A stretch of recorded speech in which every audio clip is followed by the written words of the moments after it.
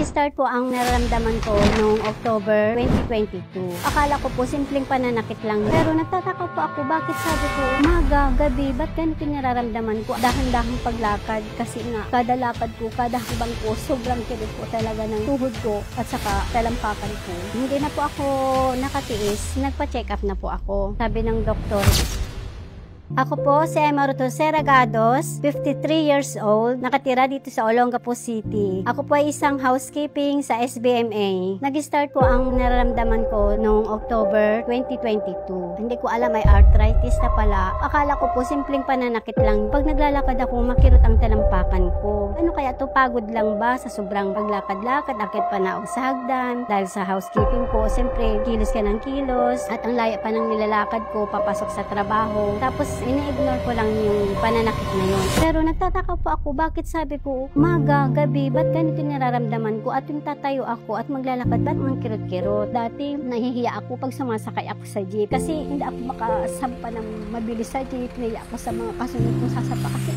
talagang makapit ako doon sa hawakan ng jeep. Iakit ko ng pa ako ng pagkabagal-bagal, ang hirap-hirap. Lalo na pag wala kami service, 1.5 kilometers ang nilalakad ko para makauwi. Tinitiis ko yun dahan-dahang paglakad kasi nga kada lakad ko, kada habang ko, sobrang kirit po talaga ng tuhod ko at saka talampakan ko. Hindi na po ako nakatiis, nagpa-check up na po ako. Sabi ng doktor, mataas ang uric acid mo. Sabi niya, mag-take ka ng gamot. Tapos pagbalik ko po sa trabaho, sabi ko, ba't ganun? Parang hindi naman umi-epekto yung gamot na yun. Tapos, yung upline ko, sabi niya, ate, may negosyo akong gustong ialok sa'yo. Sige, ano yan? Actually, hindi ako aware sa product na Salveyo. Kundi aware ako sa negosyong inalapit niya sa akin. Ano ba yan? Online ba yan? Binary ba yan? Sabi ko, may health benefits din, sabi niya. Ang isip ko talaga yung kikita ako. Tapos, makakatulong sa pambibili ko ng gamot ko. Naawa ang boss ko sa akin kasi pag kumikilos ako sa trabaho,